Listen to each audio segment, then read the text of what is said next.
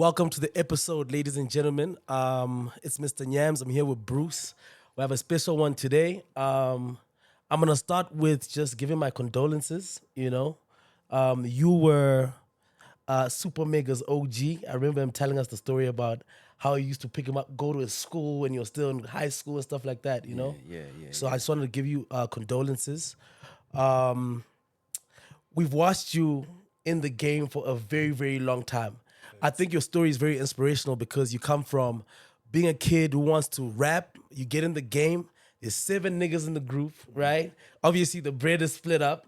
From there, you move on to start a platform to put on the youngins, right? And that becomes literally the go-to platform that has blown up a lot of artists. Today, when I watch you, you're now on television. So it's such an interesting journey to watch. How you feeling? I mean, complex. Yeah, Yeah, that's how I feel. Complex. yeah. There's like the feeling is not one. Yeah. It's multiple. You know, I'm around smart people. Yeah. I'm around smart people that make money, that know how to make money. So, you know, Yeah. that's it. It feels good to be around good company. Yeah. You know, Yeah. I'm talking about y'all. Yeah. Thank you, brother. Yeah. Thank you. Thank you. It's dope. Yeah, man. You know, it's crazy. I had I had a really beautiful time this year, and one of the beautiful time was just really sitting down and reading your book. You know, the funny thing is that when as I was reading throughout the book, I was wondering, Ubana, when this book drops, does Sia receive calls from people and some, I see you mentioned me there. Have you had to have conversations about some of the incidents you highlighted in the book? I mean, before the book went out, I did reach out to some people that who I felt could have feel some type of way, Yeah. But then not everyone. Yeah. But like nothing is in the book that is malicious 100%. or in any case in any way. And if I've said anything on the book, I've probably said it to the individual too. Yeah. You know what I mean? So there's nothing that I was saying for the first time about a person or to a person. Yeah. You know what I mean? Yeah. It's interesting reading your book, because for a lot of people, books are like the closing of the chapter. And there's like a wild contrast in this instance because not only did you launch a book, but you also launched multiple products right after the book. Where are you at in terms of your journey as an individual? I'm at the bottom of the. I'm at the bottom of the top of what I want to get to, and I've probably reached the top of what I had. So now it's going back to the bottom. It's making the top literally make sense to literally like accommodate what we want to do at the bottom. So like for every new journey, you have to be submissive to starting at the bottom. Yeah. So currently, I'm at the bottom. As you guys have been seeing now, I've just been a bit frantic. We part of when we did launch, we were announcing rather than launching. At the new face website, we're announcing the wallet, we're announcing distribution. So now everything can be done on the website. You can literally get the content on the website. You can distribute your music to every streaming platform on the website. When you make money from the music and you literally send us the invoice, you can get paid on a wallet that is our platform. You can even create events and you can even go sell hair. Yeah. You can even sell like product on the website or on the wallet that we have. So we just wanted to create like a world where it's not only content heavy, it's really transactional. And so we're at the bottom of that right now. Very much at the bottom because people still don't understand what the hell we're doing. Yeah. You know what I mean? Yeah. A wallet it can also function as a payment gateway. Exactly. So currently we launching it obviously in the market, but as I was saying, we're going to create APIs for it where you could use it for as a payment gateway. You could send money and like if you have a Soul Wallet account, I have a Soul, I can send you money via SMS. So even artists who literally are able to to when they get their royalties, they're able to either take that money, like create merch or do something, invest it back and sell something that they'll sell back onto the wallet. Also create an event, so it allows you to do that. And also a big part of what we're doing with distribution is we've been engaging with asset management companies, because one thing we did when we were trialing distribution in 2012, we basically like turned a couple of hundred thousands and we hadn't even launched. Damn. So what we're saying that if we had to take this money and start investing it in buying stocks, bonds, and investing into businesses, as a collective of creatives, then probably our conversation as artists will change in the next 3 to 5 years. So we're not building a recording music label. We're actually building a music investment company. Oh wow. So the artists that come and work with us, they literally need to be in for the long haul, to be investors into companies and buy companies. Oh wow. That's really I mean, you can come and you can take your money because our situations aren't all the same. Yeah. We also need to respect that. Yeah. But at least if you come with the mentality that we're gonna be a music investment house, that's really our vision, to be a music investment house that buys into companies and lets companies borrow money. And that's achievable, with the model we have, like I said, which hasn't launched. And once we have like artists who are sort of top 100 artists on the charts, Yeah. it changes it. Those guys are gonna move from becoming big stars to becoming like owners. That's what we're doing. Bro, I want us to take it back, because I think it would be really dope to tie in what you have just launched now to the person that you've been over the years. And I think one of the very prominent periods of your life for me is 2011, because that's when you launched SlikourOnLife. And what's wild for me, because I was also in the game at the time, internet, internet and smartphone penetration was not where it's at right now. And I've always been curious, when I look at what you've done over the years, what was the thinking? Because you're literally venturing into a space that's not what it is right now. I mean, internet was very expensive then. I mean, literally, I think 2011, 2010, internet was still built around social media for most people. It was more BBMs and the WhatsApps and so forth. What was the thinking at that point? I think we actually launched it in 2013, but everything has really been you like play with it. We ain't telling stories about artists, they ain't telling stories about music. We got to create something. We got to stop complaining. So we stop complaining and we build the platform ourselves, right? we we build a platform ourselves, and that's really was the thinking. I mean, I was tired of, I can't wait for a job on radio. If I do get a job on radio, I'll be told what to do. If I'll be told what to do, how to do, how to play, who to speak to. It's, you know what I mean. There's no. It's only commercial. While versus when you build your own thing, you can be commercial and also have your heart. You know what I mean. So it's always been. It's not that we're against commerce. It's just that we're against commerce where we don't know where the heart is at. And when you think about every platform that's been built, if it's been built by white people and black people inherited it, then you must always know the founding father of the heart will always be white. It's not you.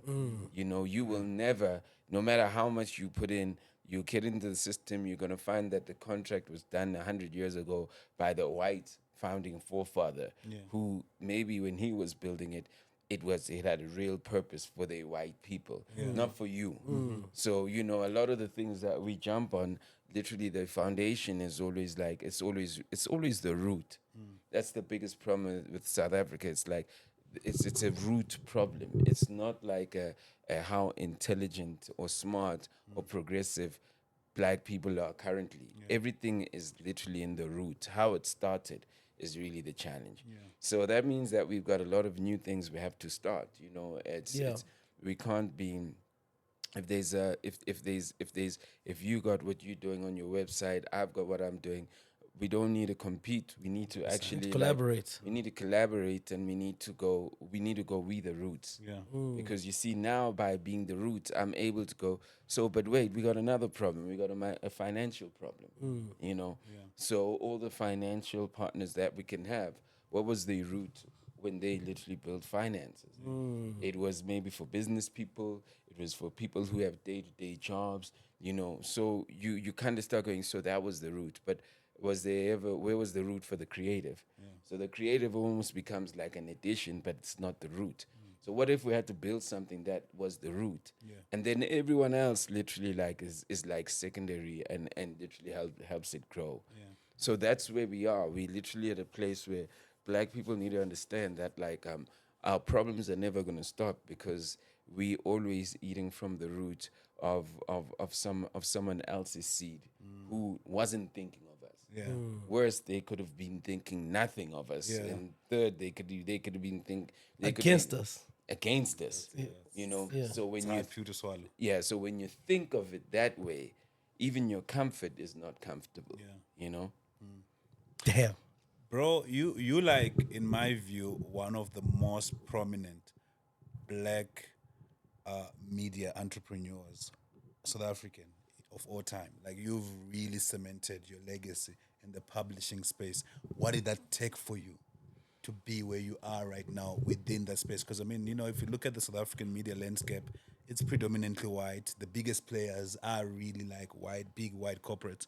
What did it take for a Black rapper to set himself up the way you have set yourself up in this media space in South Africa?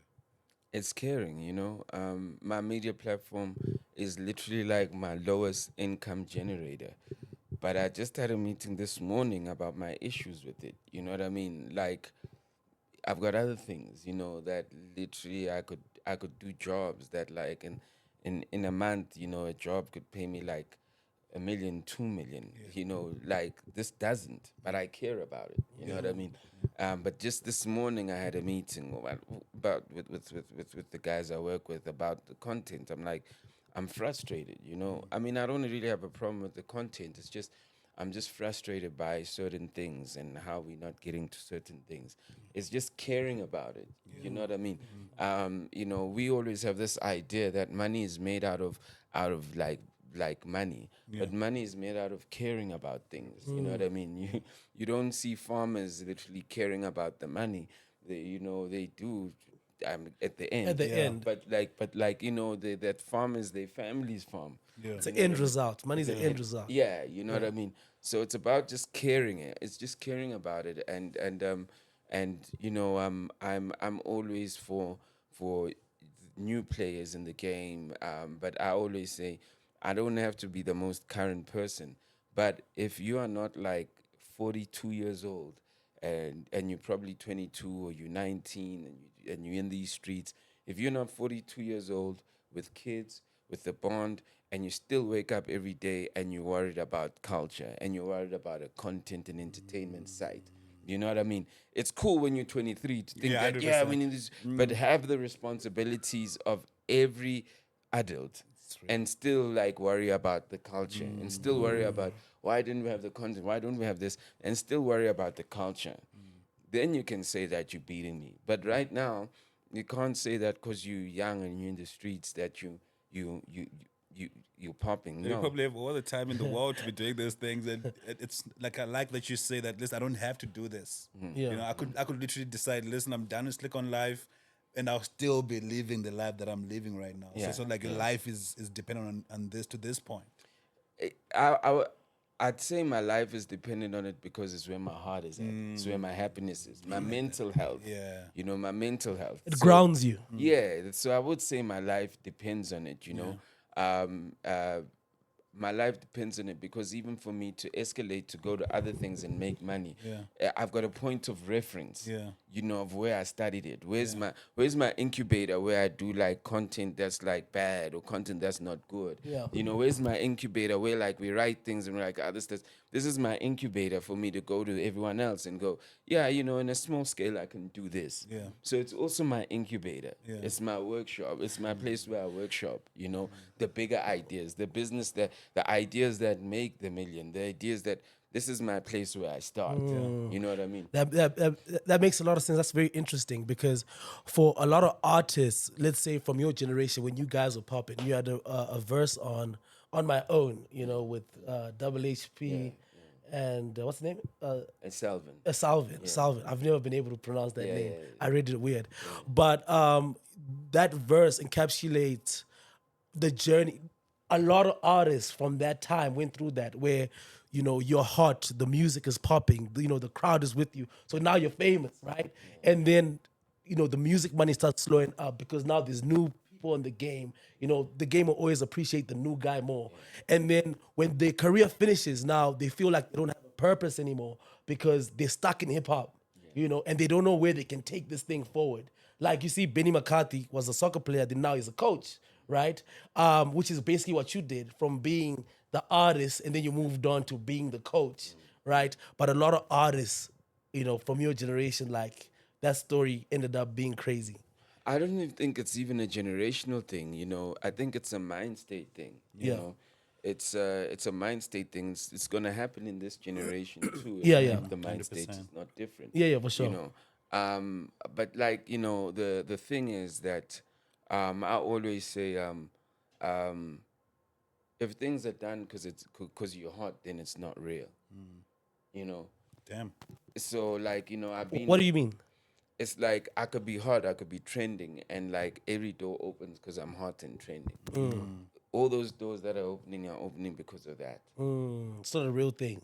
You know, they're opening because I'm hot and I'm trending, right? But if I'm not hot and I can make it work, you know, It's a whole different game. it's a different game. So I'm never gonna claim to be hot. You know what I Yeah, mean? yeah. In fact, I'm super cold. You know. Yeah. But like it's the things you make work when you're super cold. Those are the things that literally say this is how long you last, right? It's like I could there's a lot I could have done with when I go back to the tech that I've just built. There's a lot I could have done with like with money that I've earned from work, but I went back to what I think really matters, which is building. You know, my like I said, my thing works like M-Pesa. Yeah. You can add your card, you Yeah. can buy, you can do. It is exactly that. Yeah. It like literally, it's a boring financial tech platform. Yeah. You know, Yeah. but like every other platform, by the way. Yeah. But what makes it different is the heart, right? Now, but like you're not moving it, going, oh, the heart is making it.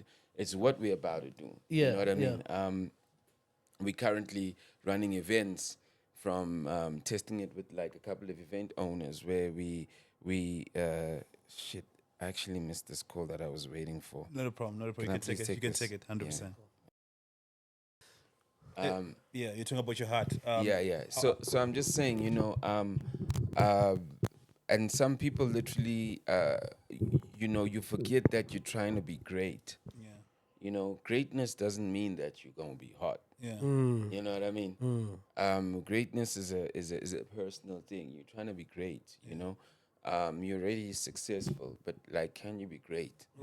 And those are things that like all of us sitting here, we can say that we're successful, but are you being great? Yeah. Because what great means that you're constantly conscious of the fact that like I'm successful here, but I can be better. You know what I mean? Yeah. And you know, one of the key themes that I pick from your life, just from the outside looking in, and just even just reading your book, is just like your flexibility to change.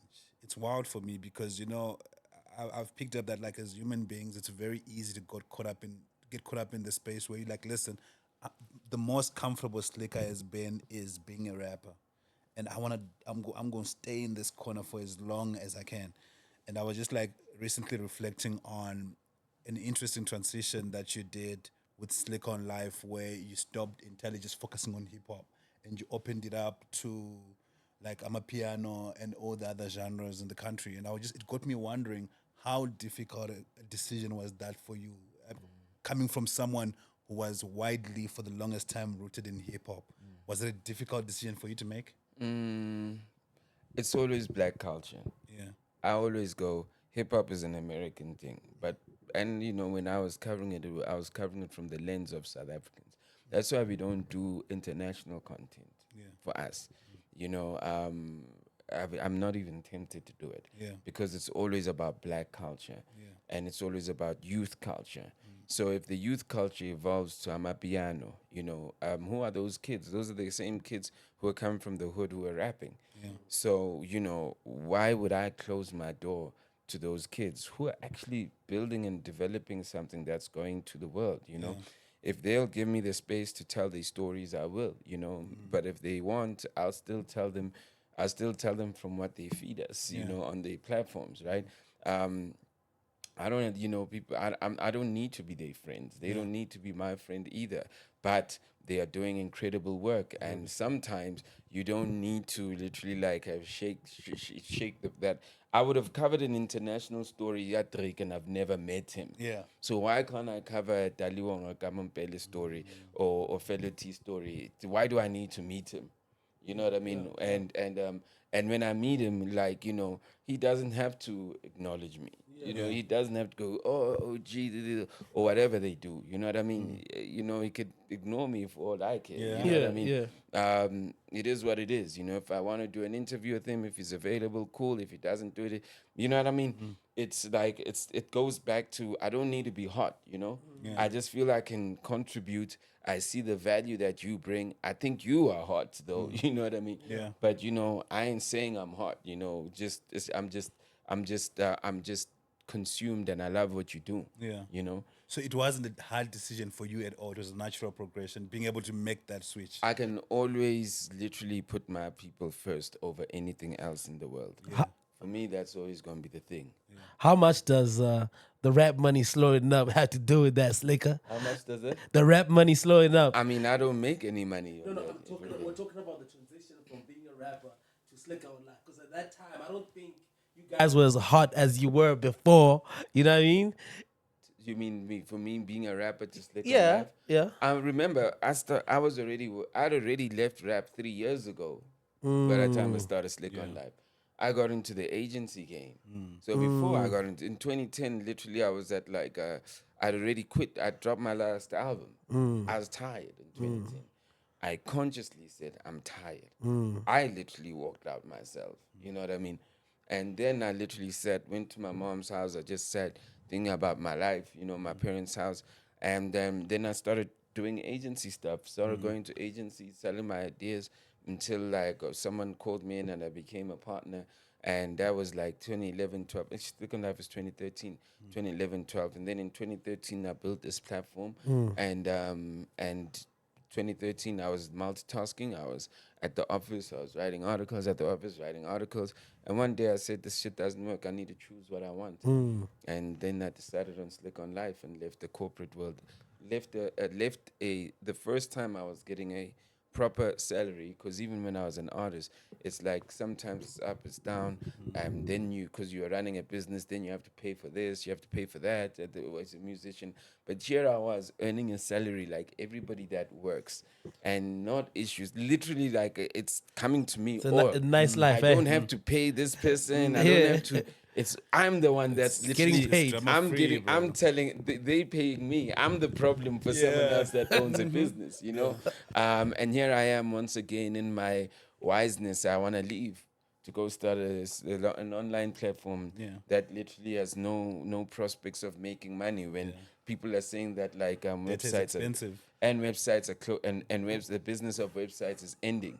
Here I go Yeah. boom. I was about to say, every time I watch a podcast, I always wonder what goes through Sia's mind, because I get a sense that in your own silent corners, you look at everyone in the game like, I bet you all niggas, because you the original podcaster. You know what I'm saying? You're the guy who started this podcasting thing. And when you look at what's happening right now, what's your feeling around it? But you could come back and you could say, I could look at rap and feel the same. No, but I think this is very close because it's what's happening right now. We're seeing a lot of it now. I'm excited. Yeah. I'm excited. And I feel bad that I'm not excited to do it though. Yeah. It kind of bores me to a certain extent now. I'm excited that I'm not like excited with everybody else. Yeah. You know, It's those white hairs in your beard. yeah. I mean, listen, it's like I rapped for 10 years. I got bored. Yeah. I started this thing also like close to, I'd say like seven. It's now 10 years. It's close to 10 years now. Also, right? So I'm bored, right? I do want to do some interviews, but like I have to, like I'm like I don't have the me personally. Yeah. I literally don't have the thing that everyone else has right now, or to do Where it. they you know. can do videos every day, and it's like they're dropping videos every day, and it's Yeah, really what they're fully invested in. And I say this with all due respect, when you don't know what you're doing it for, it feels good, right? Now, the idea that like I'm doing it for an algorithm, the idea that I'm doing it for ad spend, the idea that like if that's a motivator, Yeah. that like is I think that's what's turning me off a bit Yeah. to do it, but I'm interested in the artist. I'm interested because back then, like guys would be available, they wouldn't be available, but like they'd find a way. It was just nice to talk, and it wasn't like I'm doing this because if I've got this. And I'm glad though that the algorithms are working for like the podcasters, because that's important. But for me, it's just a me thing. It has nothing to do with anybody else. I'm like, it's almost like I don't want to be told how to do it. Yeah. So if the algorithm says you must do it like this every day, I don't want to be told how to do it. Yeah. Even if it's a machine. Yeah. Maybe that's why it's hard for me to work for anybody, because I'm stubborn.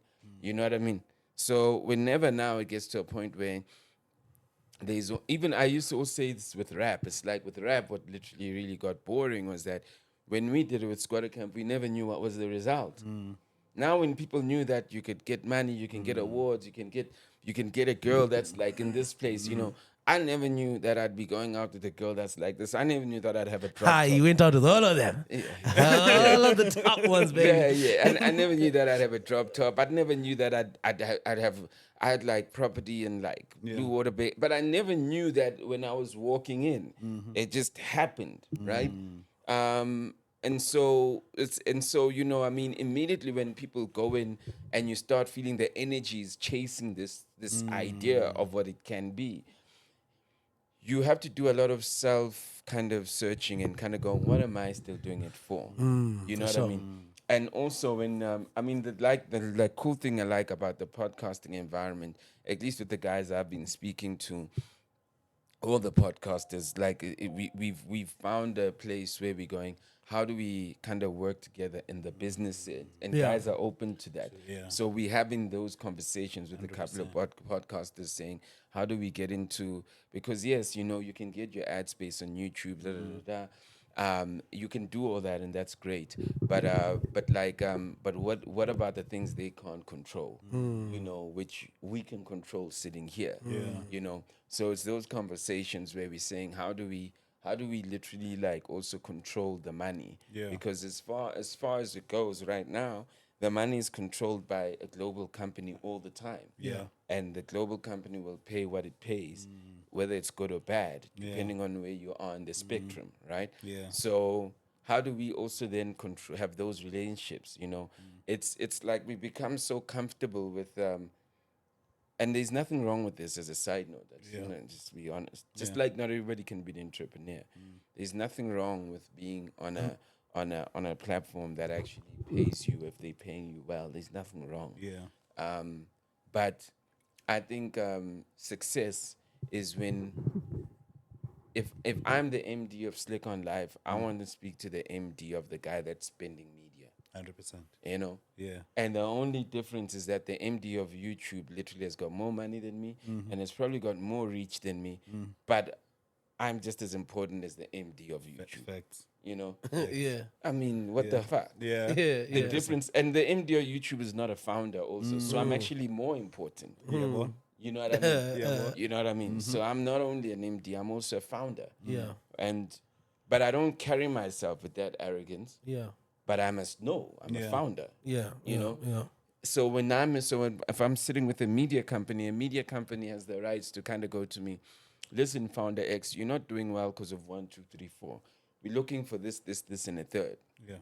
Okay, I'm not there. Okay, I get it. Let me work towards that. Yeah. You understand? So if a media agency is engaging with me, they're engaging with the founder and possibly an MD, right? So when they give me the feedback, it must be, this is the feedback we have, because at the end of the day, all the reporting tools that are created for media, they literally created in collaboration with the media company. That, let me say, if I'm YouTube never just created a reporting form. You know, they had to collaborate with people in the media, in the marketing industry, to go, how do we convince you that this thing works? I'm telling you, Yeah. let me be real with you. Yeah. They never, the don't think about the YouTube guys were like creators. us. They were founders. They were creative guys. Maybe say YouTube, whatever. But but if they needed media spin, they had to collaborate with people. They had to say, in order for you to be able to get spin from us, we need you to break down your audience segment, 100%. the demographics, Yeah. the race, Yeah. the impressions, the reach. So with that learning, they literally built that model. Now, YouTube is not a success out of how many views they have from a media perspective. Yeah. In the back end, they're a success because of the power of reporting Yeah. that's actually consistent, that motivates why brands should spend on them. Wow. That's where their success is. It's in the back end, not in what we see in the front end. 100%. And that back end literally was not built just by YouTube people on their own. It was built in collaboration with the guys from media who literally have to go to their brands and say, no, we can't just throw your money there, because if we don't care you're YouTube, we're going to get fired if we don't know how this thing is working. Yeah. So that's how, even when and this is maybe I'm explaining, that's how I think even a media agency needs to engage with the founder. If you guys, and it's also about relationships, right? Because people are still people. A media agency needs to engage with the founder and say, Slick, cool, you've got so many people, but who are they? And then what do you mean, who are they? No, just give me a breakdown of like, Who are these people? Of these people. But if you don't teach me that, because I'm just a creative, no. I just created, right? Yeah. If you don't teach me that as a media owner, platform owner, literally, like, I get stuck in the guy who sold it first in the back end. And that's why everybody literally will go to YouTube. Not because YouTube has got, because it's got, but because YouTube also doesn't only have the reach, they've also built the monetization strategy in collaboration. So they become a monopoly of that, And while we starting in our small corners, but the only way we grow is if we literally collaborating with people who are, and mostly it's our own people who kind of go, you know what, Sia, these are the challenges. Go fix this, fix that, fix Yeah. that. And then you go fix it, because that helps our people inside those agencies to go convince the bosses who are literally sold to YouTube only. Go to the conferences, go speak to this, go to the workshops. We need our people inside there to guide us to literally build the media businesses that literally can, and when I say not even compete, but can actually also partake in the direct revenue that comes from media businesses. So it's an educational thing. Yeah. Less than they don't want to spend, they don't. But also, I think our people on the other side, on the media side, they don't, because they also found the YouTube system there, and they're not maybe thinking as far as how did it come. I can guarantee you, Facebook. Even when you watch the Facebook story, literally when they were just cool. They were reaching a bunch of people, but they're like, who's literally organizing these audiences so you can make money? Facebook literally then, because of their reach, literally were able to hire people from the world of media to literally create those buying strategies, right? And pretty much that's really, I mean, it sounds simple, but it is that simple. Yeah.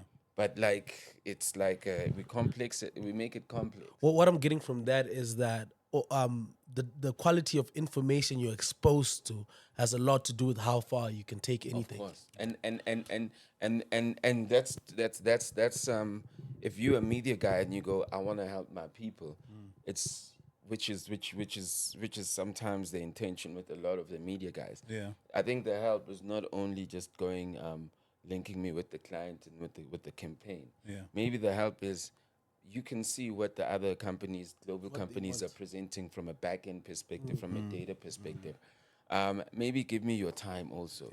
Give me an hour or two, show you how and let me. And even if like I'm paying for that hour or two, give me an hour or two so I can literally like create my structure. Yeah. So when I'm reporting to you or I'm doing whatever I'm doing, it's literally in the vein of any other global company. So what it means for our people is that our people also need to start learning, looking on the other side, start looking at the detail so they could share with us. Yeah. Although they probably get fired. Yeah. But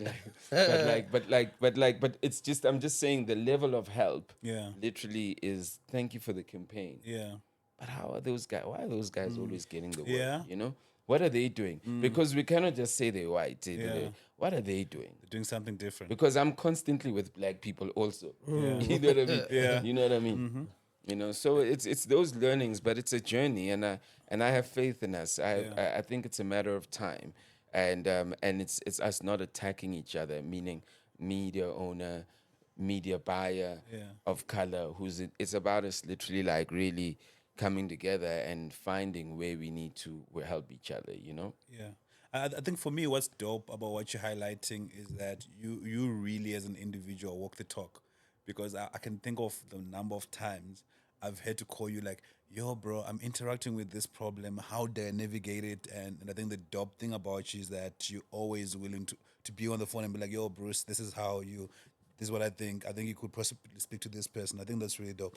But I've always been curious, like when you look at like the media landscape in South Africa, and particularly like the black-owned media, what can we do different to position ourselves in the place Slikour would look at and say, listen, we are playing at the right level. What are we not doing? What can we do different? We're doing everything right from the content perspective. I mean, what you guys are doing, what McG's doing, what like Tito's doing. Like we're doing everything. You can't tell us about the content. Yeah. Exactly as probably what like all the Facebooks and the YouTube. But the one thing we're not doing is that back end data. You see? So I mean, I would say it's something that I've started working on. It's like consolidating us because you can go sell yourself on your own. Yeah. So can I. But no one is going to, when we come together, we'll spot the bias quicker.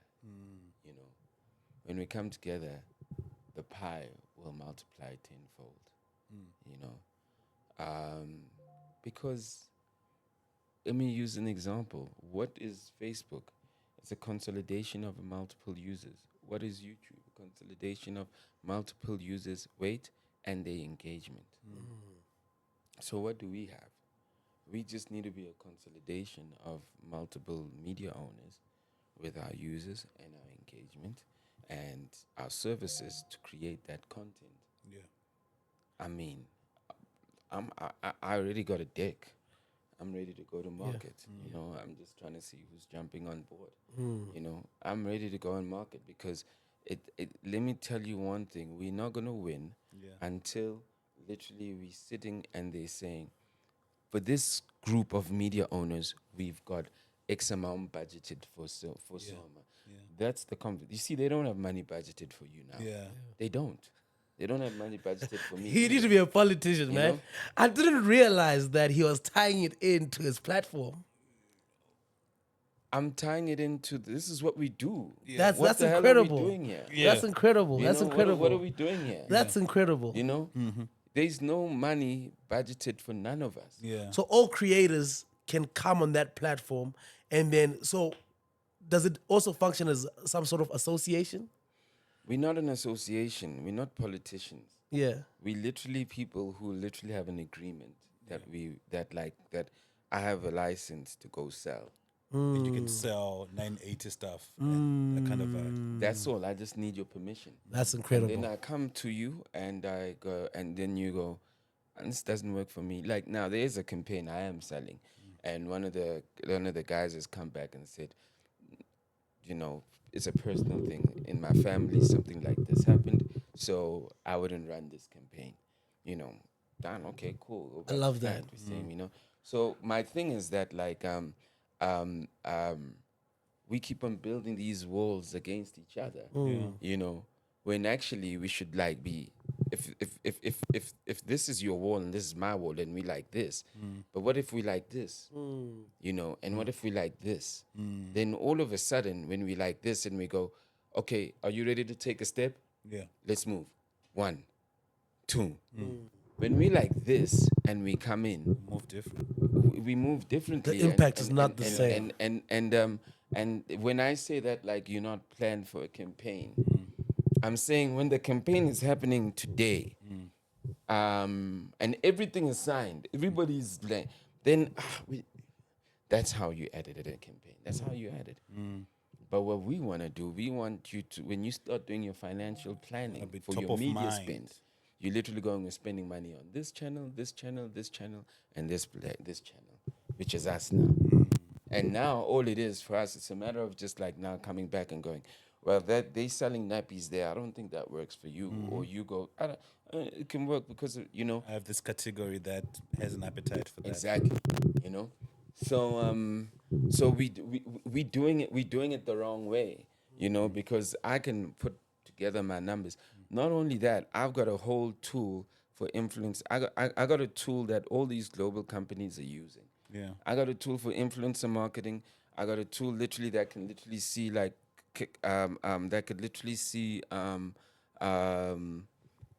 if you click through and you make a purchase on Shopify, the works. Yeah. I've got a tool that could do that. That could report and like I got the tool when you get in the room and they go, no, we're not gonna work with. We're already working with this company. Blah blah. You like, but I got everything they have.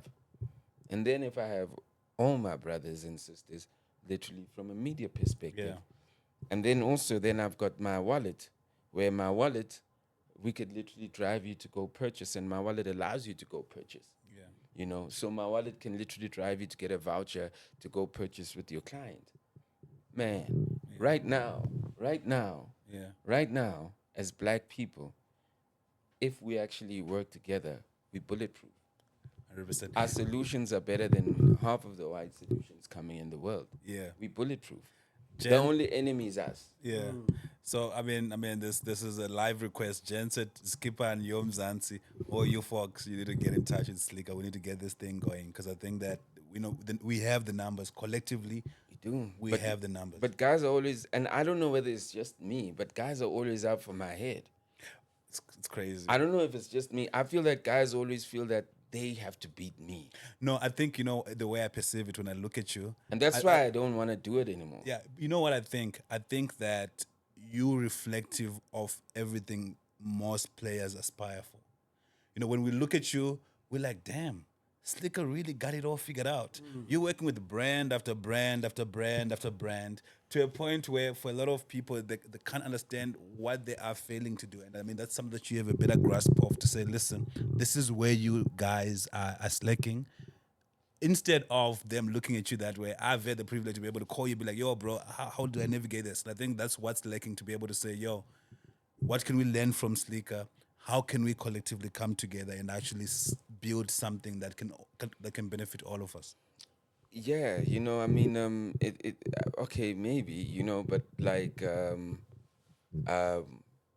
when I look at it, I think maybe let me be personal. Yeah. I hated the fact that I was on my own doing this. When I started seeing how successful McG was, I was like, shoo, you know, thank God. I ain't crazy. Yeah. You know what I mean? Yeah. Because it gets to a point where you think you're crazy. Yeah. Right?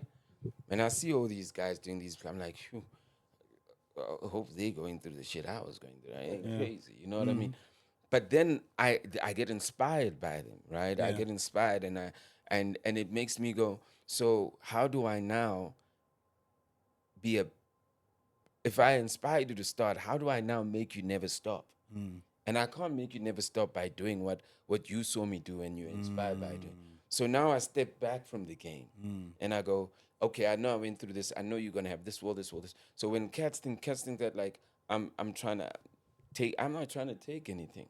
I'm only in this business because I pay everybody. Yeah. You know what I mean? I like that, You know what I mean? I'm not in this business because I owe anybody. Yeah. If I haven't paid you, it's because maybe the client hasn't paid me. You know what I mean? But It's always but the like I've been paying. I mean, I paid close to 200 people last year.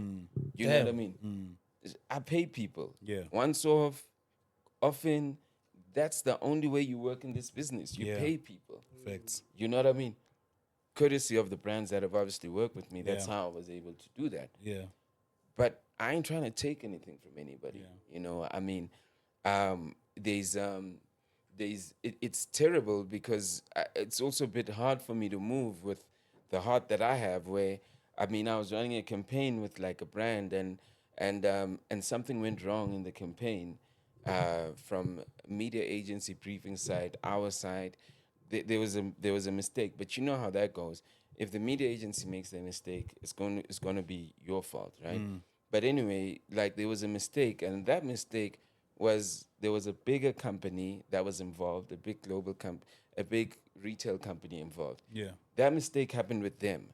We called that retail company because it was a campaign we were running. We said, sorry, the retail company said, okay, cool. We understand you made the mistake. Leave it. The mistake happened with another brother of I'd say brothers that own a business like you know this is happening the following week because we're getting the names wrong right in the briefing. The briefing wasn't whoever briefed us left, and now there's a new person. So it's bound to have those kind of mistakes. Yeah. So that happens, and you know, these brothers, I call them immediately when this thing happens. Guys, it's us doing this campaign. This is what happened. Literally, like this thing probably went live for 4 or 5 hours. Guys, it's us that did this campaign. You know, there was a miscommunication between client, ourselves, media, blah, blah, blah. I explained everything. Yeah. These cats send a legal letter to the brand the following week. I just spoke to a company in the JSC and I just said, on behalf of this mistake that not only I made, only the media, also the media agency. I just spoke to a JSC company, to the brand manager of and he said, cool, it's not a problem. Bah, bah, bah. These are guys that like I engage with. It's like my brothers. We've probably done a campaign together. Yeah. These guys send a letter to the brand. It's wild, brother. They send a letter to the brand, right? Wow. It ain't That's white crazy. folks. These are these are guys I'm saying, yo, off camera, like I could tell you, like these are guys I'm like, I've worked with these guys before. I'm like, why would they do that? Yeah, that's messed up. And what's crazy is that because of the performance we've had with the brand knows how we've been on top of our shit. Yeah. The brand was like, it's not even like us to make that mistake. Yeah. Because and you know, you sit there, the media agency also like, you remember the media agency is always protected, but even the brand is like, it's not like us. But the brand calls me on the side and goes, but why would they do that to you guys if you guys are like together like that, you know? Well, anyway, long and short, I still have the relationship with the brand. Yeah. Right?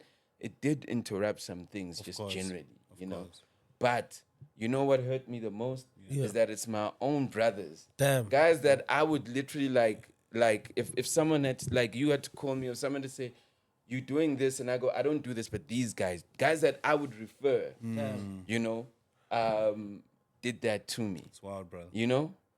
And so that's another thing also about my So when guys are a little bit close, then I feel that maybe they're also part of that clan that literally wants to be successful so hard that they will do it at the expense of like of the next man. Yeah, you can. You know what I mean? Sort of dope thing. Yeah. You know, I even go to campaigns where like I go, oh, is this guy working on it? If it's someone I know, I'm not gonna try compete. Okay, no.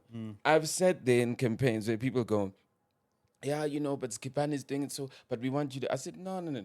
I think there's a place for them. I've said with people who've literally wanted to push Skipani out of a campaign Yeah. because they said, but we're going to put you on. Da, da, da. And I go, no, but why, right?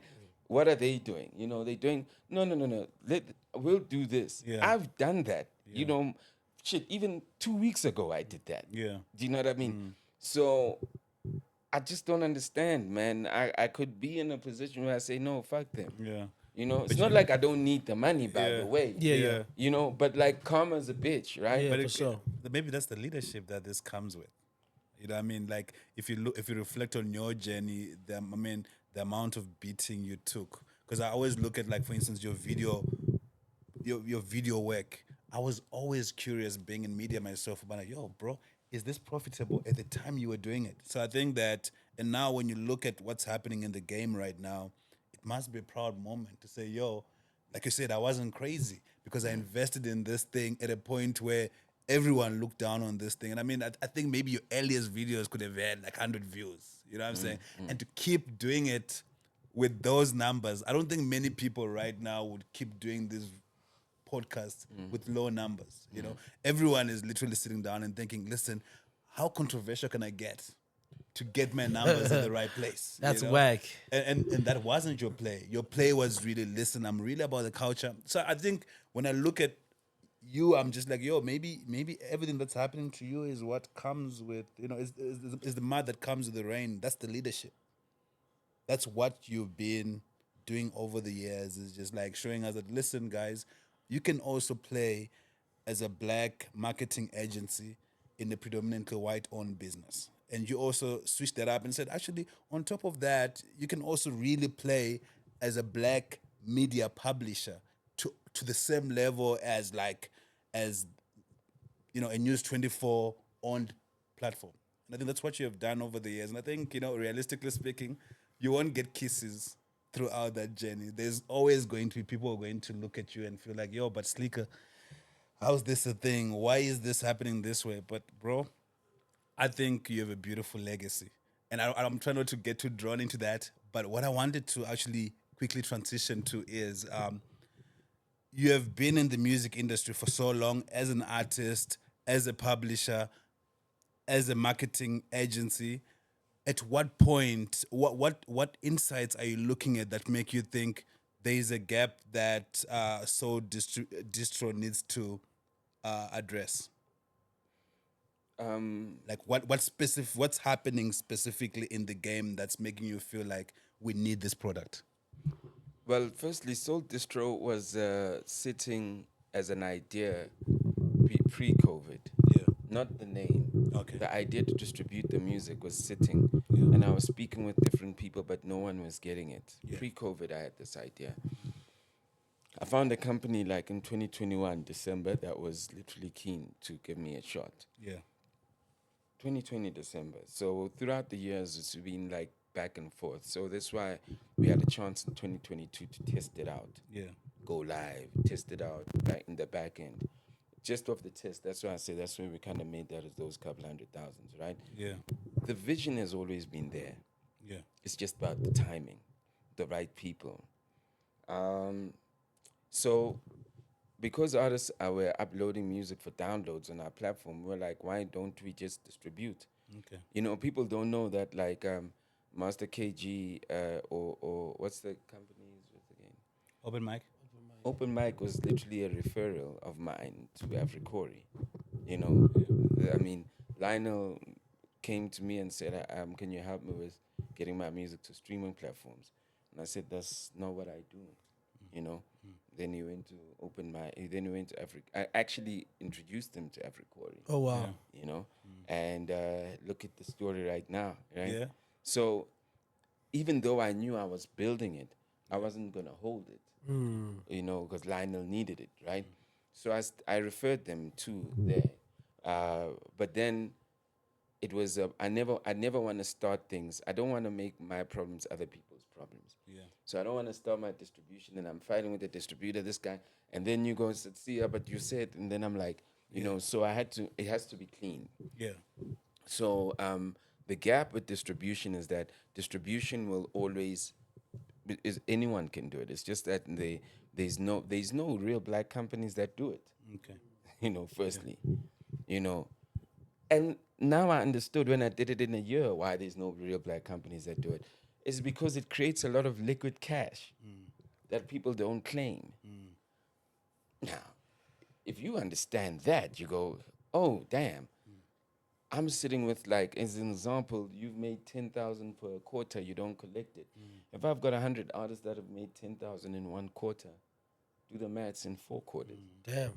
And the money sitting dormant there. It's a liquid cash business, right?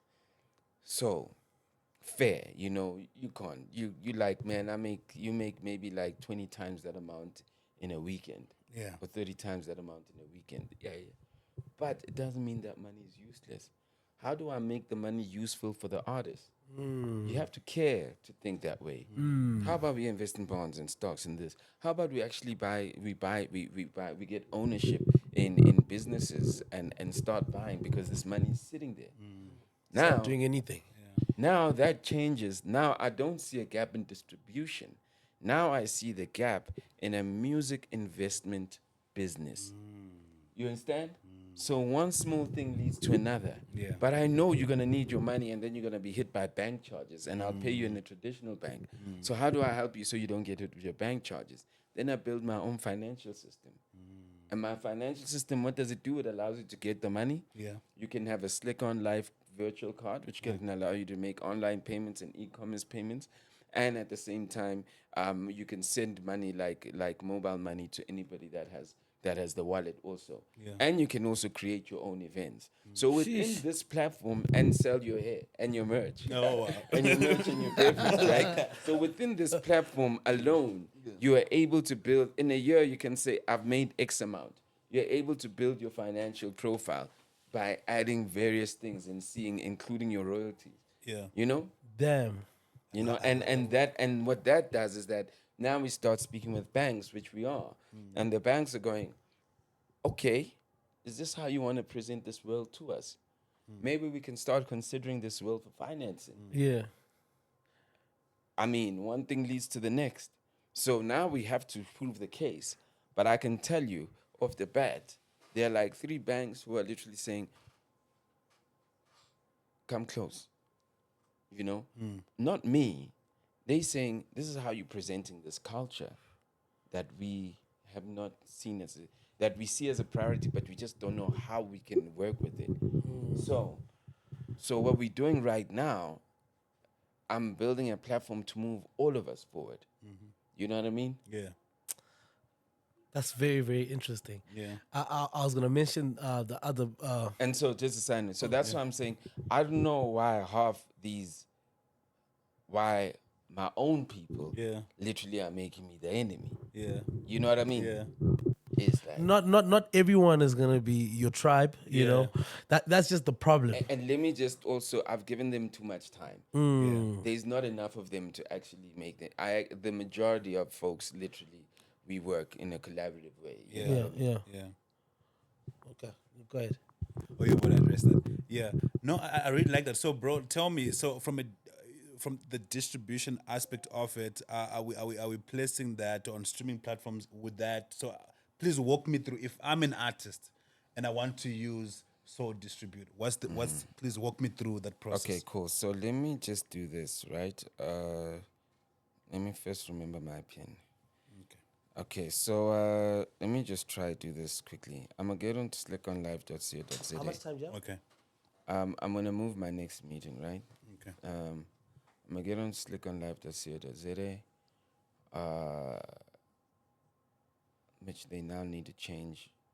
See, we're going through, this is the stuff they need to fix, right? So this is an updated site, whatever the case be. It's got its own problems right now. Okay. You guys came on the day with that. Things are But everything else is working. So, I click on distro. Okay. I click on my distro on the SlikourOnLife.co.za. Here's our landing page, right? Dope. Right? Yeah. Zoom. Yeah. Are you gonna zoom into it? Yeah. So you literally have this. This is SOLDistro. Yeah. It's like a new page. It literally tells you What is SOLDistro? It's a service for musicians to monetize their music by putting it online in stores and streaming service. Why should I use it? We're one of the few services that let you upload unlimited music to stores, and only take 20% of the royalty share. So from the bat, we tell you what we take, who uses SOLDistro, whether you're an independent solo musician, band, or label. We're here to support you. What do I need to get started? Sign up with your email address and follow the instructions on your SOLDistro dashboard to start creating a new release. So you're signing up on this track on the website, audio track and album cover requirements. It tells you when will my sales reports appear. We share quarterly sales report of your music, of your music performance. We receive iTunes sales reports for 5 days after the end of the month. For example, sales from January will only be available in March. How do I get paid? Once your revenue exceeds 1,000 rands, you'll be eligible to request a withdrawal. The money will be transferred into your Soul wallet. You see, we're already giving you ideas. And then you can transfer it into your bank account or use your Soul wallet to make purchases. Okay. Right? So at what point are you able to invest? Do you invest the money when it's in your Soul wallet? So right now, before you even get the money, when you're requesting your money in your Soul wallet, you're now asking us to pay you. Okay. So when you ask us to pay you, you can't invest. Okay. If the money is sitting, we'll have an account, an investment account, and when the money is sitting in that investment account, it will basically it will basically um, it will be sitting to be moved into an account that invests. Okay. Yeah. So when you're investing, as an example, if like there's 1, 2, 3, 4, 5, 6, if you made 100 rand, you've made 10 rand, you've made 20 rand, you've made 30 rand. We literally take the sum of the amount, and whatever we're investing, you literally your percentages of whatever you've made from that quarter. Yeah. Because we literally provide you with the statements. So you sign up here, you fill in your songs, you add your songs, and just like that, you're able to get your music to every streaming platform. So essentially, in an instance where you would have had to sign up on every DSP, this like eliminates that to a point where you just sign up on SOLDistro, and SOLDistro automates the whole process across the board. Just for like a more informative, DSPs don't allow individuals to put their music on. Okay. That's why you got DistroKid. That's why you got Africori. That's why you've got like all this. So what we doing, like once again I go back to my competition is really is DistroKid. My competition is Africori. My competition is. I mean, my competition is all the European companies, and the Western Because companies. these are the biggest players in this Yeah, space. yeah. If even I wouldn't. That's even my benchmarking. I'm not even out for their heads because I think that I think I've got a greater business model. Yeah. So they're not even my This is where I'm benchmarking myself as Yeah. if we're in distribution success, this is where we are. If I was saying they're my competition, that means that I'm gonna be on their level. I don't want to be on their level. I want to be bigger. 100%. You know what I mean? Yeah. That's why I need to think. That's why my model from the get go has to literally like already be something that literally is stuff that they don't. And as a side note, I know some of the owners of these companies. I don't have beef. I actually respect them in a major way. But I just think that like I can do something else. Yeah. You know what I mean? I think I can do something bigger. I think I can do something better.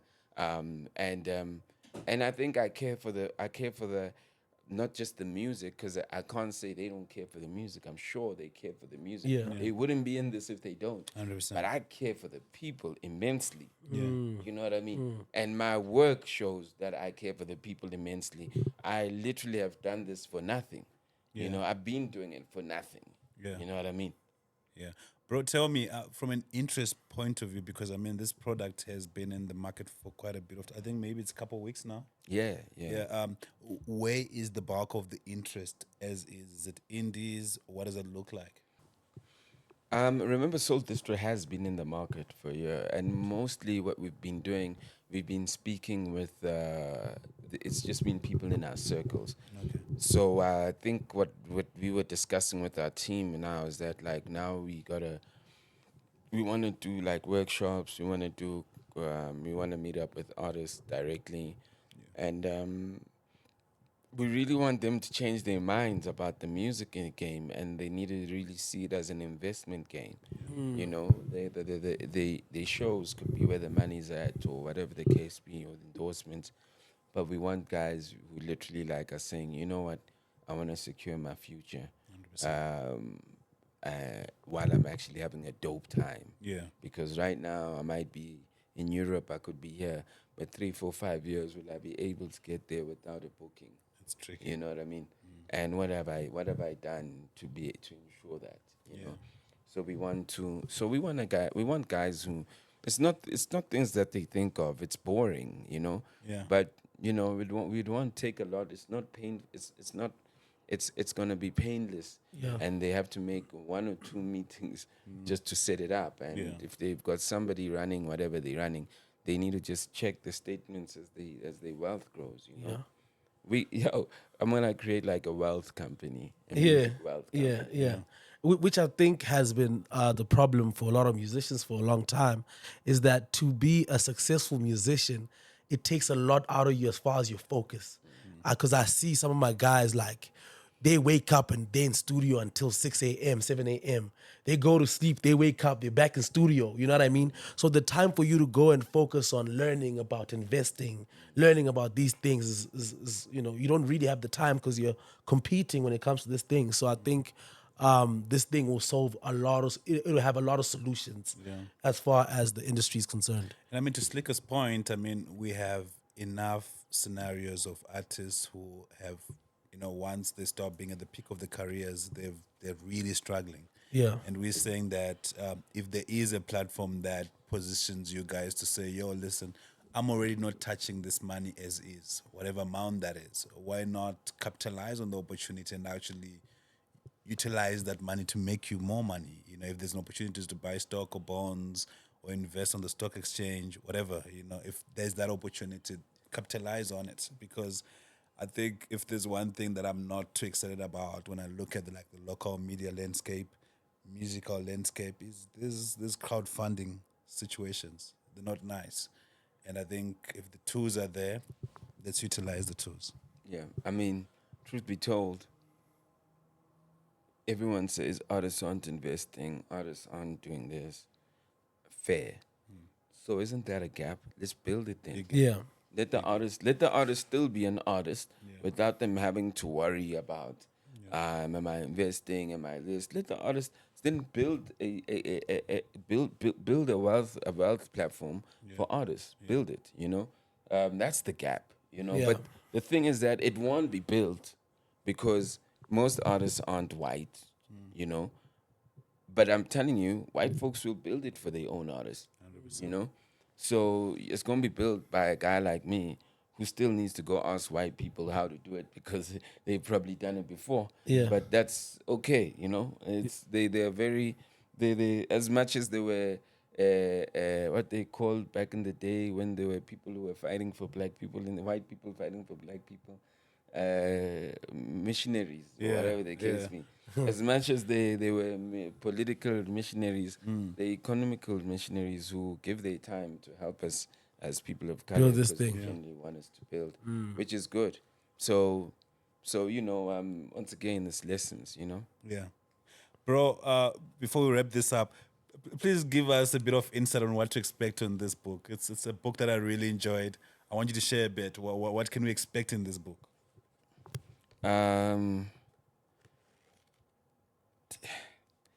Why don't you say it?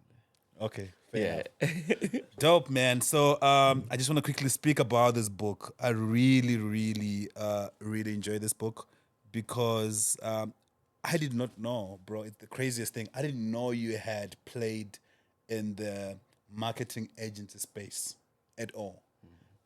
I actually, when I thought of you, I thought your journey was Skwatta Camp, solo career, SlikourOnLife, the agency. That's what I thought. And I think what I found really thought provoking is just like the moves that you made in the agency marketing agency space. Some partnerships that you went for, some that you didn't go for, and just the rationale around it. I thought that was really thought provoking for me. But I was also really mind blown by, there is when you went back to your parents' house, when you're constantly feeling sick, when you went to the office and you went back to your parents' house, you say that you were celibate for like, I'm not sure if it was 8 months, and I was just like, it's a tough one, you know what I'm saying? But for me, just that discipline, I was very blown away by just reading about someone who's able to say, listen, I'm going to deny myself certain things whilst I'm like figuring myself out and introspecting. And I love that, with your journey, there was a lot of introspection. You introspected a lot on the relationships you had, the relationships that failed, that worked, and I thought that was a really powerful thing. I'm personally going through a phase where I really think a lot about some of the choices I've made in my life, and I always tell Daryl that I've had certain situations with certain people where I was 100% convinced that that person was the problem. And I reflect 5, 10 years later and I'm like, maybe you are also part of the problem. You know what I'm Yeah. saying? So I think, and I like that, you wrote a really honest book where you reflected a lot, where you shed a lot of jewels in terms of just the issues you dealt with. There was something specific that you mentioned that I was curious to ask you about. You mentioned the one time you were at a certain place and a certain lady sort of shared with you what she anticipated would happen in your life. She told you that you're going to stop working um, with your partner, Sugar Smacks. She told you all those things. She told you that you and your mother's you and your baby mama are going to separate. Uh, how did you reconcile that conversation as a person? Because obviously there is like belief systems in play. Uh, at that time, what was your initial feeling when you had that conversation, and when you look at it now, how do you reconcile that specific incident? It's still like over my head, Yeah, because that she basically like almost predicted my life till my death. damn. You know, Yeah, she even told me how my funeral is gonna be like. You dig? yeah. So, and everything she said has happened. You To the know, T. to the T, not the way that I think is, but it's happened. Yeah, Everything you said. Because there's also you being able to interpret what's being said. Yeah, and I'm not even trying to interpret anymore. yeah, But like every um it's like it's like I remember I would go, what do you, there was something that she said I'm gonna do. She said, I don't know what it is. I just there's something you're gonna create, um and it's funny that I'm in the journey of creation, yeah, like the platforms, da da da da. So there was something there that, like, I mean, she talked about how I would be a bridge, for like a lot of, I'll open doors for a lot of people, like how I'd be able to in the corporate space yeah, navigate. Like there was a lot of things she said, yeah, and she said, and um, the fact that, like, it's SlikourOnLife.co.za, it's bought by Jewish guys. You buy it back from the Jewish guys. It's bought by like another company. I'm buying it back this week. You know what I mean? yeah, I'm Did you buy buying it the back company. already? I'm buying it back this week. You Okay. know what I mean? At least they must just agree on the fee. But like, it's like it's that thing where, like, now we're not selling unless we're like bailing. You know what I yeah, mean? Or else it's something we really. But like, if I'm selling with enablers. Like, you're either gonna give me um, money for something that's missing and you don't get involved, Yeah. right? Or alternatively, you literally are opening me up to a market and I can see that you've done this before. yeah, And that's the only way we're selling right now. yeah, You know what I mean? It's like right now we're going through that thing where but like, who knew that you'll be like doing an acquisition deal for your business? You know Damn. what I mean? yeah. You know what I mean? Twice even on top of Crazy, that. You know what I mean? Yeah. So like when this person was predicting these things, I was far from even understanding what that could even look like. Yeah. I was just a rapper, bro. You know what I mean? I Yeah. mean, almost like the relationships, the agency relationships. She told me, Yeah. you know what I mean? Damn. That like all this stuff, but like she said these, you know, I mean, I mean, she's almost saying that I'm gonna build something, in like 12 years ago, before there's a streaming platform, before there's fintech. She says, I don't know what it is, Yeah. but you're gonna build something. Those things don't even She's exist. hard. Yeah. Who's They that? don't Who's that? even Where's she at? exist. You know? So, bro, crazy thing is, how long was this conversation? Because it sounds like there was a lot of stuff that was unpacked to you. How long was this conversation when you had this conversation? Um, you know, the thing is that like the first time she got me was at my house. You know, it's Jesus Christ, Lord. Da, da, da. Yeah. There's no isn't those a sin to per se. Okay. Yeah, My mother's not like Yeah. that. We're not raised in the house like that. Yeah. But although they acknowledge them, but we've never been taught Involved, that. yeah. You know? Yeah. But this girl, literally, she wasn't even like that. She came looking hot as fuck. Damn. And she told me about everything that's just happened in my life. This is how you feel about your baby. This is what's going to happen with the relationship with your baby. This is what's going to happen with you and Smacks. This is what's going to happen. Oh, Kwesta, this is what's going to happen with it. She literally told me everything that I thought made me. And she said that, forget it. Yeah. But don't worry. This is what's gonna happen though. You're gonna do this. You're gonna be needed here. You're gonna do. They're gonna. She literally predicted and said, and then like that was so it was hard. Then I went to her house and we spent like more time together. You know, I think we spend more time together, and she literally unpacks it. And then I once told her because we were getting close. I said she was so powerful. I said, and I was almost leaning on her, You're Yeah. dependent. Yeah. like she, yeah, and she also liked me also. We were getting close in an almost like an intimate way. Yeah. And I said to her, because she was just incredibly good at what she does. Yeah. It's a gift. Yeah. I said, nah, I'm gonna walk away from you because you're gonna be helping the next person. Yeah. I'm telling you, she was telling the guy who could possibly be president that guy is going to be a president right now. Damn.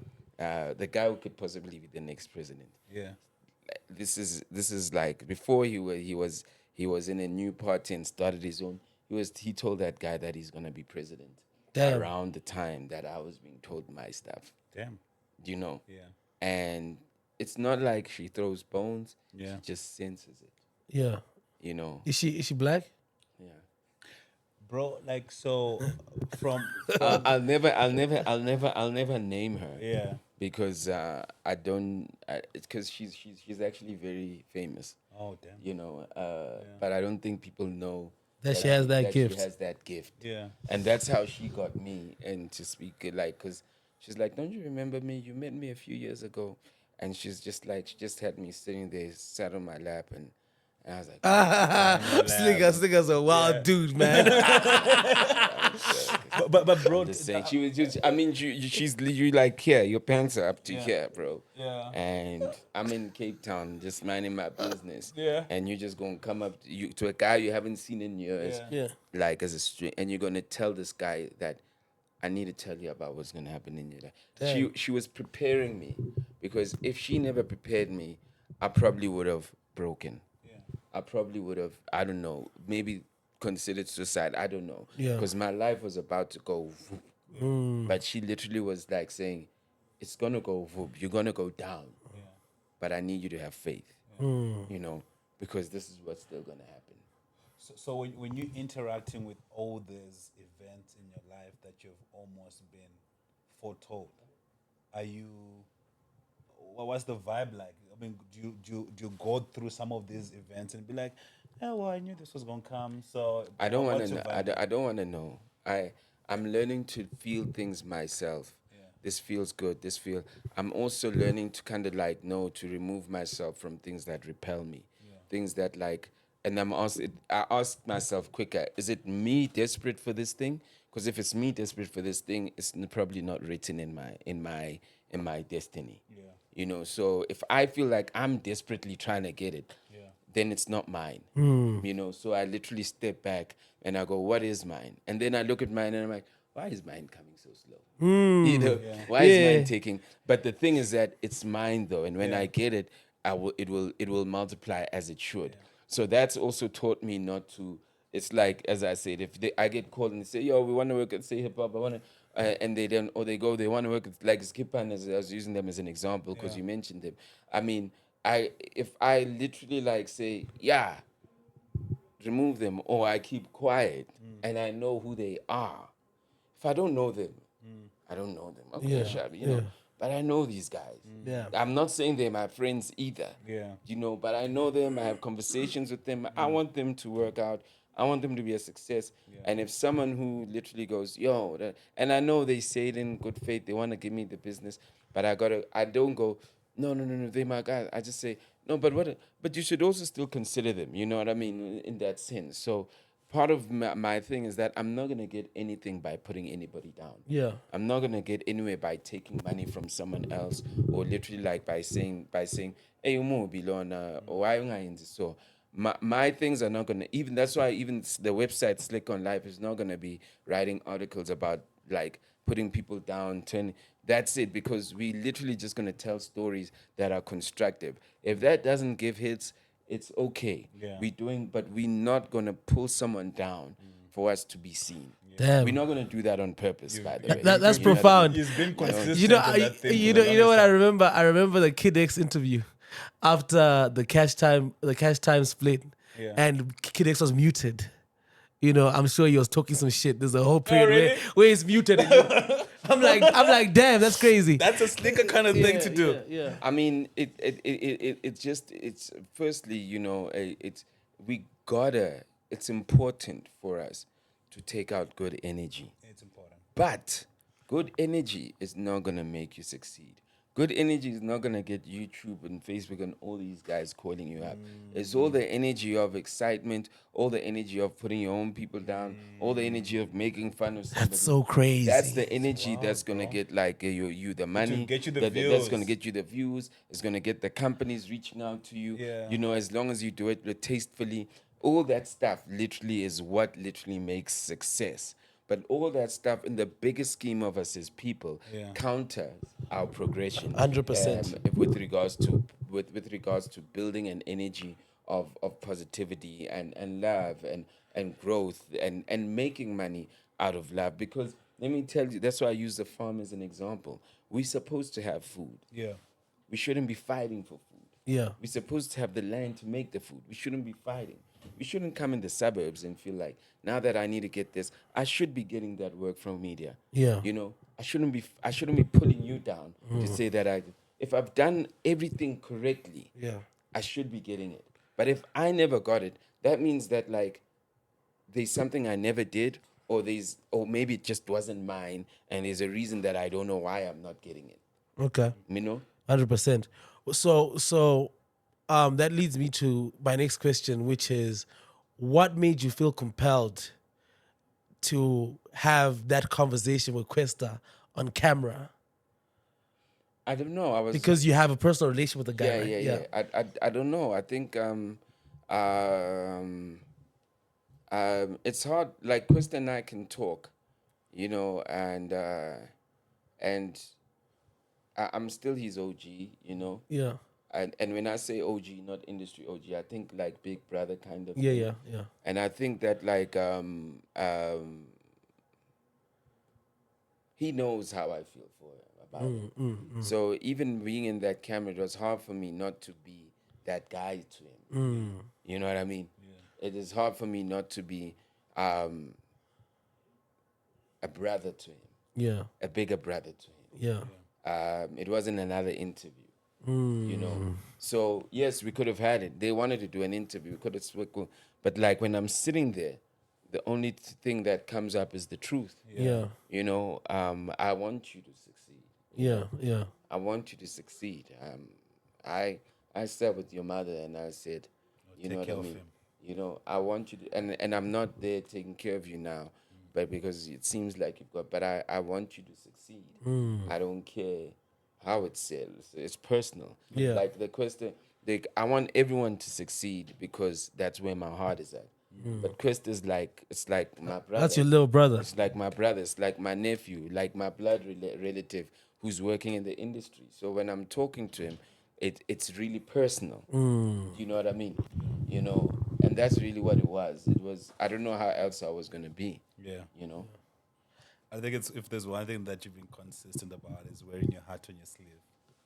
I think it's a beautiful thing to see, because I think we don't see enough vulnerability, particularly when it comes to men. We don't see as many people being vulnerable and being open about the things we strongly feel. So I like that. This is why I also don't do a lot of interviews, is because right now is because the guys also, because what's popular is that it's not that, and you know, guys don't want to be Real. real, Yeah. and also guys don't want to hear truths, and you know, so that's another thing where like I will tell you what I've gone thing. through, Yeah. not because I'm trying to. It's like I see it, you know. I can tell you, we never went like my piano guys. We never went to Europe, but you know, we flew in by like international rappers. We did stuff. It never became what it is today. Yeah. So do the guys have a one up with regards to experience? Yes, they do. Yeah. You know, there's things that like they can teach me. You know, that I would love to be taught. Yeah, You know, I yeah. sat with major league guys. I said, I just want to learn. I met up with the major league guys. I said, I just want to learn. You know what I mean? I didn't think they Don't had worry, time to praise teach him. me, you know? Yeah. You know? But there are fundamentals though, that no matter how far you go in the world, that like there's information that you don't know, that things that you're probably not doing right, that have everything to do with the rest of the world. But like I'm saying, I want to know about what happens when we go out take a there photo. Yeah. to the world, you know? Yeah. Yeah. You know, It's so crazy because my man's went to the world. They told him, get on this microphone and rap for us. you know the story. You know the story. You know, I went to the and world. you're scared. I went to the world. I was with DTP. They threw I me- like pulling his leg. Yeah, I was at DTP. You're right. I was Yeah. at DTP, like with Ludacris and them. As 2 Chains, like I'm in the LA, the studio there. Yeah. LA. It's like I forgot what it is, but LA Reid and them all work there. You Yeah, walk yeah. there, you see the plaques. Yeah. Boys to Men. Da, da, da. I'm the only guy. I'm alone. Yeah. Yeah. It's all these Americans. Go Africa, go Africa. I'm out of my comfort zone. And you know, I like writing. Yeah. And then sitting with it just so I can do it. And practicing, yeah. But you know, they just go in, and because it's their first language also. Yeah. They just go in and just like, you know. So I'm not even at that pace of like, you know what I mean. I haven't. So you know, I got there and I'm still like, you know. And you're like, nah. And also, you think about it, you know, as a professional artist, I was a professional artist for 3 years. 3. Yeah, you know, so as in like studio professional Yeah. artist, Yeah. you know, and you don't know what a studio professional artist is within the confines of your friends, because you're working at each other's pace. You've got your own Bouncing each studios. other's energies. Yeah, you know what I mean? Yeah. So now, you know, as a in fact, I wasn't meant to be a professional artist, because even when I went solo, I just couldn't, because I just hated traveling on my own. Yeah. That's when I knew I don't like doing this. You're not made for this shit. You know what I would have done? I would have taken one of the verses that I already had from another song that I already had and say, this some new shit, nigga. Well, I got a bad memory also. Oh, so, shit. Yeah. so you see, that's part of my karma. It wasn't my destiny. Yeah. You know what I mean? Yeah. You know, I feel that. But that's it. You know, but we got to build each other, and that's what I really believe across the board, from the musicians to the media guys, to the people who are buying the media. Yeah. If we all black, you know, we have to be in the same team. Yeah. You know, we have to be in the same team. This is it's just a beautiful story and a beautiful journey and a beautiful thing for me to hear right now, because in the last year or two I started building a relationship with Toby Bitterbank, you know. And as I sat in all those meetings, you know, a lot of the things that you're mentioning is what they're talking about. And we did Cotton Fest together. You know, I got to spend a lot of time with him and his team. And a part of me just kept feeling like, damn, but it's like, this ain't your culture though. You know what I mean? But it's beautiful what they're doing and investing in the culture and all these things. But I just always felt like it would be great if we had somebody from the culture actually take on the technical aspect and help build the culture. You know what I mean? Yeah. So I think this is a beautiful thing. I'm looking forward to seeing where you're gonna take it. Obviously, because you've had a lot of trials and tribulations in your journey, He's the but you're leader. always able to keep building. Yeah. So this is the next phase that the culture is getting into, and you're leading us into this thing. From our side, we're all in. Wherever we can be involved, I'm also just gonna try have meetings with you and see like whatever I'm doing, how we can come over and see how we can support. And dude, we wish you all the best. Thank you so much, brother, for making